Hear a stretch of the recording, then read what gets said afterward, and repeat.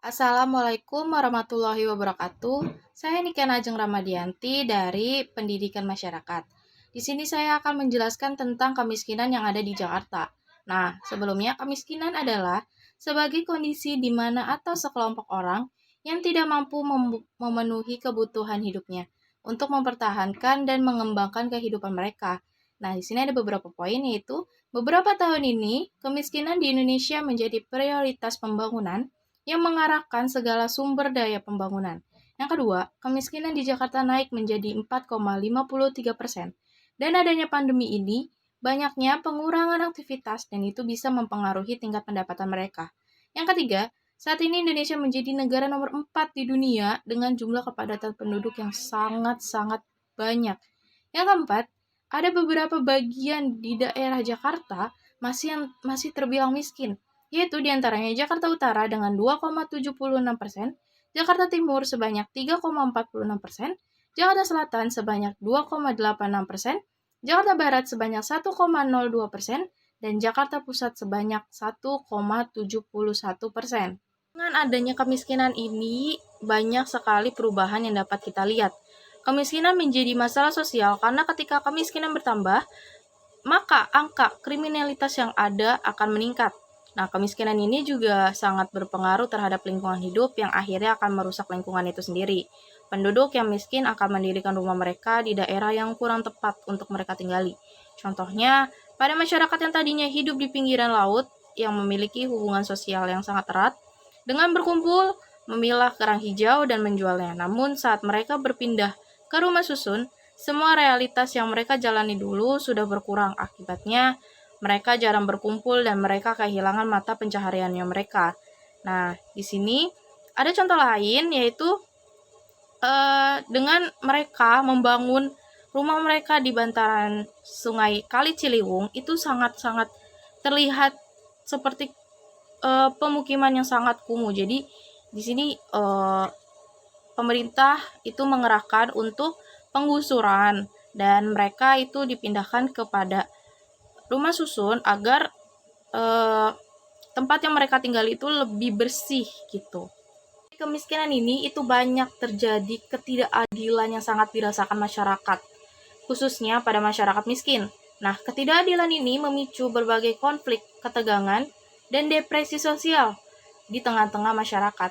Perbedaan kesejahteraan mengakibatkan kesenjangan kehidupan miskin dan kaya yang semakin mencolok. Pemerintah sangat ketara sekali membedakan masyarakatnya dengan memberikan bantuan yang tidak merata kepada masyarakat yang tidak mampu. Nah, contohnya itu apa? Pada masyarakat yang tinggal di rusun, mereka tetap dikenakan biaya tagihan selama menetap 3 bulan, di mana tagihan itu bagi mereka sangat mahal, karena sebagian dari mereka kehilangan mata pencaharian, serta pendapatan yang tidak memungkinkan. Dengan adanya kemiskinan ini, pemerintah sudah membuat solusinya, yaitu dengan membangun rumah DP 0%, Community Action Plan, dan rumah susun. Pemerintah sudah melakukan rencana untuk mengatasi kemiskinan yang telah diharapkan oleh masyarakat miskin. Namun, pada kenyataannya solusi tersebut tidak berjalan dengan lancar karena adanya pertentangan antara pemerintah dengan masyarakat yang tetap mempertahankan rumah mereka, padahal sudah diberi keringanan oleh pemerintah. Di kemiskinan ini pastinya ada fokus, yaitu agen perubahan. Nah, agen perubahannya itu siapa? Di sini yang harus menjadi kunci agen perubahan itu adalah pemerintahnya yang dibantu oleh masyarakat miskin tersebut. Dimulai dari pemerintah membangun infrastruktur yang memadai sehingga membawa perubahan positif kepada masyarakatnya. Dan yang dilakukan oleh masyarakatnya yaitu dengan menjadikan diri kita orang yang cerdas dalam mengelola keuangan, tidak berfoya-foya dengan hidup secukupnya, agar tidak terjadi adanya peminjaman uang kepada rentenir yang akhirnya akan membuat kita semakin terpuruk.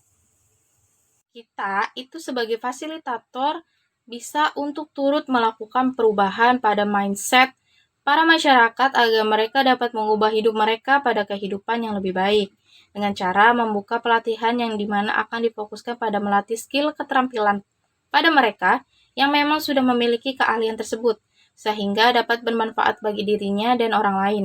Dan untuk yang tidak mempunyai keterampilan, akan diberikan pelatihan lebih agar keterampilan mereka bisa diasah dan dapat mencari pekerjaan yang sesuai dengan keterampilan mereka. Di sini banyaknya kendala yang terjadi atas adanya penggusuran ini, yaitu penolakan dari masyarakat itu sendiri.